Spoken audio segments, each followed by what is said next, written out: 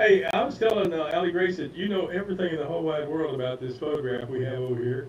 But tell us something about it. What do you know about this? Absolutely nothing. But Well, thank you. uh, That was Andy, guys. well, Off the, I Have a great assume day. I assume that your dad took that photo, uh-huh. and this is a 1930s version of FedEx Right. Wow. because it's the Railway Express Agency. Mm-hmm.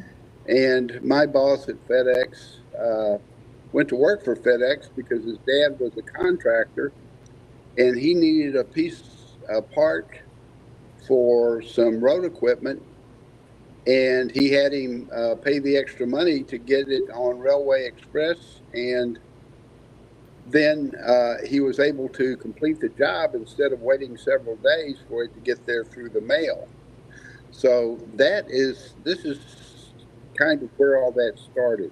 Yeah, that's right. Yeah, Andy, well, I'll tell you some stuff from the studio point of view. This photograph was made in November of 1935, Okay, and Railway Express wasn't that old then. Started in the 20s, I think, and then right. but you know it ended in 1970. Hmm. And you know when uh, Federal Express started?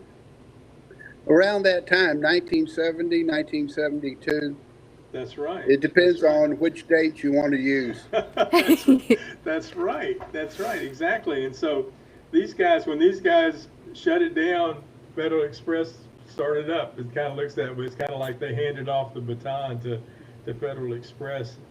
What uh, what kind of planes were you involved with at Federal Express when you were there? Oh, the DC-10s, the MD-10s, the 777s, the 757s, and the 767s. Yeah, you got that, Ollie Grace? Yeah, I have all of that. I know exactly what all of that is. I'm just assuming they all fly. I really Yeah, don't know. and they carry cargo. I got Yeah, I'm that part. assuming. Right, they're all carrying cargo.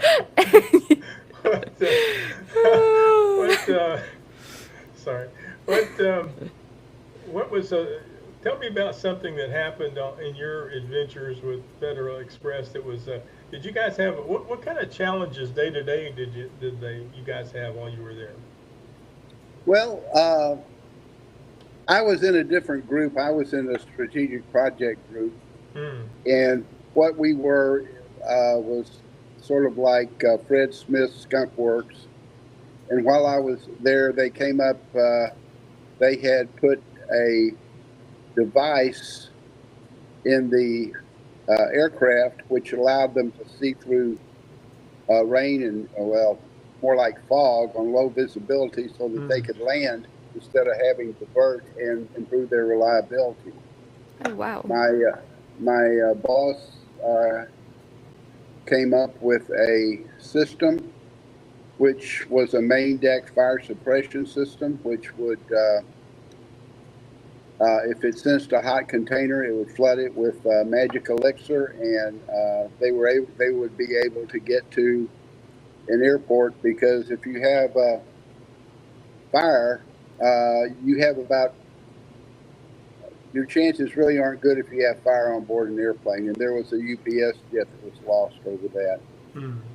And then my last project there was to put what we had that allowed them to land in bad weather was a radar called FLIR, which allowed them to have an infrared image and a heads-up display, which was also on the image that the pilot saw through the FLIR, which had all the flight information, the airspeed, altitude, rate of descent, and attitude information. Wow.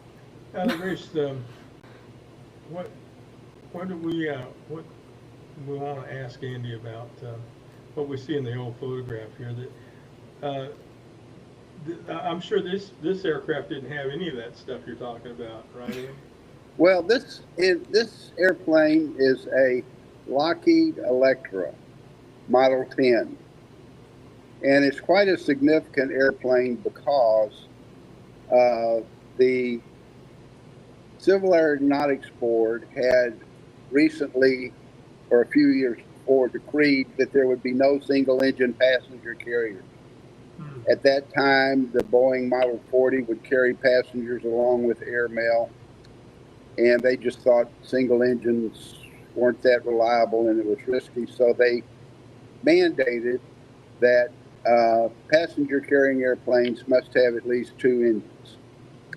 Now, this airplane, the Lockheed Electra Model 10, is rather famous for one reason, in the fact that it's the type of plane that Amelia Earhart flew. Oh, wow. And so it started when the Lockheed Aircraft Corporation was bought out, and they started building this airplane. And they did some wind tunnel testing at University of Michigan. At that time, it just had a single tail, like many airplanes did. But in the wind tunnel tests, a young intern engineer by the name of Clarence Kelly Johnson said that it would be unstable, and later he joined Lockheed, and they came up with a twin tail on this airplane. Oh. Clarence Kelly Johnson is the one who designed the U-2, the F-104, and the SR-71, among other things. My goodness. Quite distinguished. There's a constellation in the sky called the Seven Sisters, and I don't know if you're familiar with it, but it's usually out in the western sky at night, and it's a group of 7 stars together. The brightest of these stars is called Electra, and that's where they got the name for the Lockheed Electra. So, Now, is this the aircraft? I mean, obviously not the aircraft, but is this the style of aircraft that Amelia Earhart was flying when she went down? yeah, she flew a little later model than this. I think it was a 10E. This is probably a Lockheed 10A.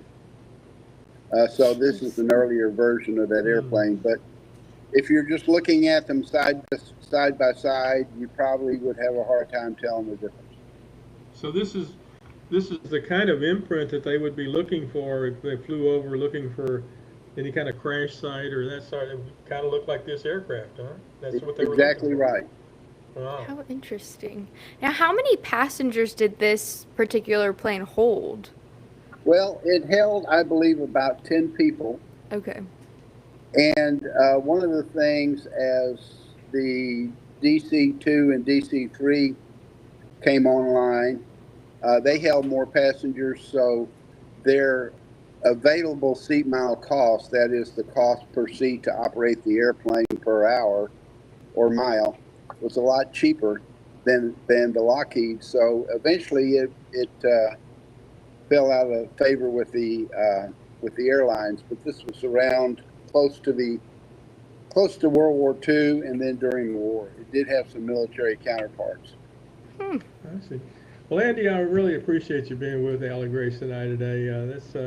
It's just great to hear the background on this, and photographic memories are just important to us all. We are real excited that we have so many from the Bob Bailey Studio collection that we can share with folks, and you've made this one really come alive for us. So thanks for being with us, Andy. We appreciate you. Take care. My pleasure. Bye-bye. Bye. Bye-bye. Okay, man. Thank you very much. Okay. You feeling